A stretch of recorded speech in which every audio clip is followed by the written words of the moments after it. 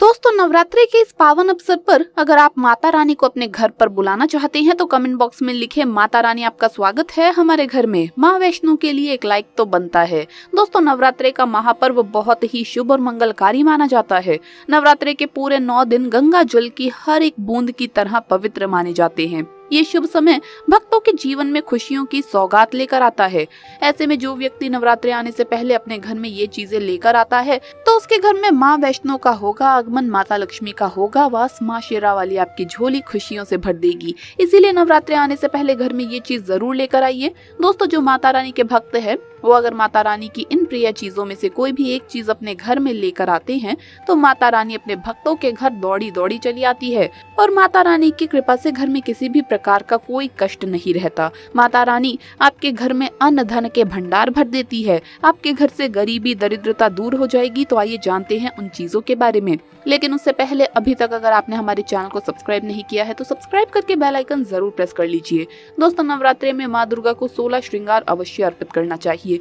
16 श्रृंगार में लाल चुनरी, चूड़ी, बिछिया, इत्र, सिंदूर, महावर, बिंदी, मेहंदी, काजल, चोटी, मंगलसूत्र या फिर गले के लिए माला, पायल, नेल पॉलिश, लाली, कान की बाली, चोटी में लगाने के लिए रबर या फिर आप रिबन भी ले सकते हैं। आप माँ दुर्गा को साड़ी, लहंगा, चुनरी भी अर्पित कर सकते हैं। माता रानी को श्रृंगार अर्पित करने के लिए सबसे पहले एक चौकी लगाइए। अब उस पर आप लाल या पीले रंग का कपड़ा बिछा दें, लेकिन ध्यान रहे चौकी पर कागज नहीं लगाना चाहिए, कपड़ा ही बिछाना है। इसके बाद उस पर माता रानी की तस्वीर या फिर मूर्ति आदि रखें। इसके बाद माँ को टीका लगाएं और श्रृंगार का सभी सामान अर्पित करें। मान्यताओं के अनुसार नवरात्रि में जो भी व्यक्ति माता रानी को 16 श्रृंगार चढ़ाता है तो उसके घर में सुख समृद्धि आती है और अखंड सौभाग्यवती होने का वरदान मिलता है। ध्यान रखें कि जो भी महिला माता रानी को 16 श्रृंगार का सामान अर्पित करती है तो उन्हें खुद भी 16 श्रृंगार करना चाहिए। ऐसा करने से माँ जल्द ही प्रसन्न हो जाती है और स्त्री को देती है सौभाग्यशाली होने का वरदान। नवरात्रि के बाद आप 16 श्रृंगार का सामान या तो सुहागन, ब्राह्मण या फिर किसी गरीब महिला को दान में दे सकते हैं या फिर आप खुद भी माता रानी के प्रसाद के स्वरूप में इन सामग्रियों का इस्तेमाल कर सकते हैं। दोस्तों, धर्म शास्त्रों के अनुसार नवरात्रि का महापर्व या कोई भी पूजा पाठ, हवन आदि कर्ज लेकर नहीं करना चाहिए। नवरात्रि में जो व्यक्ति कर्ज लेकर माता रानी के व्रत रखता है, उपवास आदि करता है तो ऐसा व्रत कभी भी पूरा नहीं माना जाता। माता रानी की सच्चे हृदय से भक्ति करें, माँ आपसे अवश्य प्रसन्न होंगी।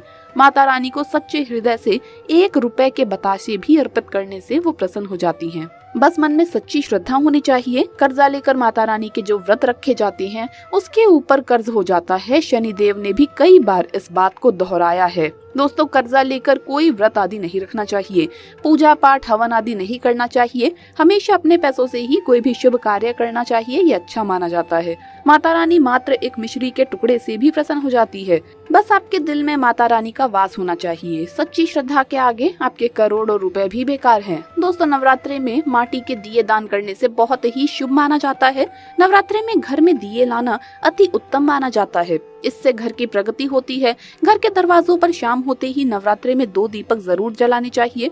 इससे माता वैष्णो का आगमन होता है। नवरात्रि के दौरान सोना या चांदी का सिक्का लाना भी बहुत ही ज्यादा शुभ माना जाता है। ये आश्चर्यजनक रूप से लक्ष्मी का आगमन करवाता है। दोस्तों, नवरात्रि के दौरान आप सोने या चांदी का सिक्का लेकर आएं और इसे माता रानी की चौकी पर माता रानी के पास रख दें। नवरात्रि के 9 दिनों तक आप इस सिक्के का भी पूजन करें। इससे देवी लक्ष्मी की कृपा बनी रहेगी और गरीबी दूर होगी। दोस्तों, नवरात्रि के 9 दिन बाद आप इस सिक्के की पूजा करके इस सिक्के को अपने तिजोरी में रख दें या फिर किसी साफ स्थान पर धन के साथ में आप इस सिक्के को रख सकते हैं। ऐसा करने से घर में धन धान्य की वृद्धि होती है। नवरात्रि के दौरान घर में कमल का फूल लाना बहुत ही ज्यादा शुभ माना जाता है। कमल के फूल को धार्मिक शास्त्रों में अधिक महत्व दिया गया है। धन की देवी माँ लक्ष्मी कमल के फूल पर विराजमान रहती है। नवरात्रि के दौरान कमल का फूल लाकर माँ लक्ष्मी को अर्पित करें और फिर महालक्ष्मी का पूजन करें। ऐसा करने से घर में धन संपत्ति बढ़ने लगती है और परिवार वालों के बीच प्यार बढ़ता है। घर में सुख शांति बनी रहती है। अगर आपको कमल का फूल ना मिले तो आप कमल के फूल का एक चित्र लाइए और इसे नवरात्रि के दौरान अपने घर की उत्तर दिशा में लगाइए और माँ लक्ष्मी से आपके ऊपर कृपा बनाए रखने की प्रार्थना करें। ऐसा करने से घर में अन्न धन की कोई भी कमी नहीं रहती। दोस्तों, नवरात्रि के दौरान दक्षिणावर्ती शंख घर में लाकर स्थापित करना बहुत ही ज्यादा शुभ माना जाता है। शास्त्रों में दक्षिणावर्ती शंख को माँ लक्ष्मी का ही स्वरूप माना जाता है। मान्यता है कि जिस घर में ये शंख रहता है वहाँ कभी भी धन धान्य की कमी नहीं होती। भगवान विष्णु की कृपा भी ऐसे घर पर सदैव बनी रहती है, इसीलिए इसका घर में होना मंगलकारी है। जिस परिवार में विधि विधान के साथ इसकी स्थापना की जाती है वहाँ भूत प्रेत पिशाच व नकारात्मक शक्तियों का प्रवेश नहीं हो पाता। माना जाता है कि शत्रु पक्ष कितना भी बलशाली क्यों ना हो, इसके प्रभाव से हानि नहीं पहुंचा पाता। इतना ही नहीं, इसके प्रभाव से दुर्घटना, मृत्यु व चोरी आदि से भी रक्षा होती है। शास्त्रों में लक्ष्मी जी को प्राप्त करने के लिए और उन्हें स्थायी रूप से निवास देने के लिए एकमात्र प्रयोग दक्षिणावर्ती शंख का ही है। इसके प्रयोग से कर्ज और रोग या कैसी भी बीमारी हो, दरिद्रता आदि सब मिट जाते हैं और सब प्रकार से संपन्नता आने लगती है। दक्षिणावर्ती शंख के लाभ सर्वश्रेष्ठ और शक्तिमान है। नवरात्रों में माता रानी की पूजा में कौड़ी का इस्तेमाल अवश्य ही करना चाहिए। धर्मशास्त्रों के अनुसार महालक्ष्मी जी समुद्र मंथन से उत्पन्न हुई है और कौड़ियाँ भी समुद्र मंथन से ही निकली है। कौड़ी को महालक्ष्मी की सगी बहन माना जाता है। कौड़ी भी धन को आकर्षित करने का स्वाभाविक गुण रखती है।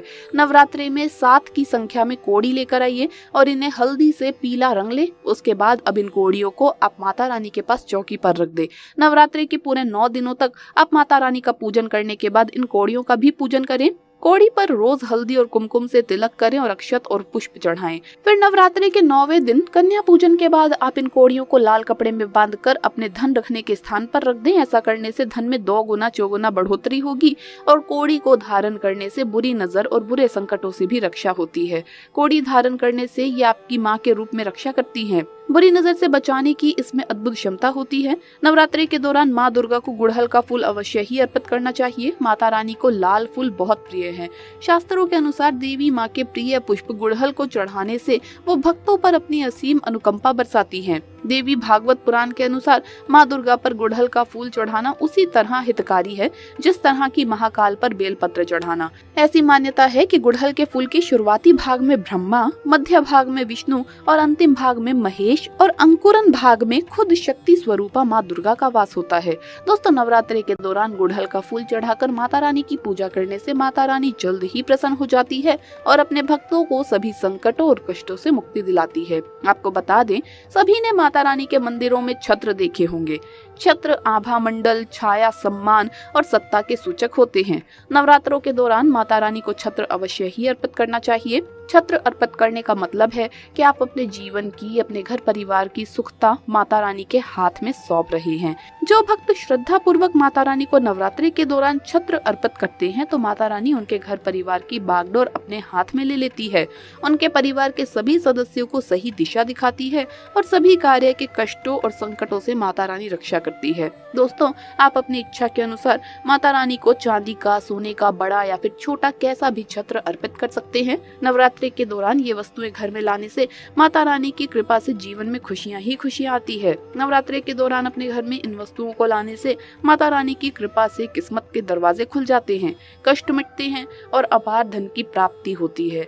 माता रानी प्रसन्न हो जाती है। नवरात्रों में माता रानी के पास एक मोर पंख अवश्य रखें, इससे घर की सुख समृद्धि में बढ़ोतरी होती है। मोर पंख शुभता का प्रतीक माना जाता है। तो दोस्तों, आपको वीडियो कैसा लगा हमें कमेंट्स में जरूर बताएं। इस वीडियो को लाइक करें, अपने दोस्तों के साथ शेयर करें और हमें सब्सक्राइब करना न भूले। जल्द मुलाकात होगी अगली वीडियो में। जय माता दी दोस्तों।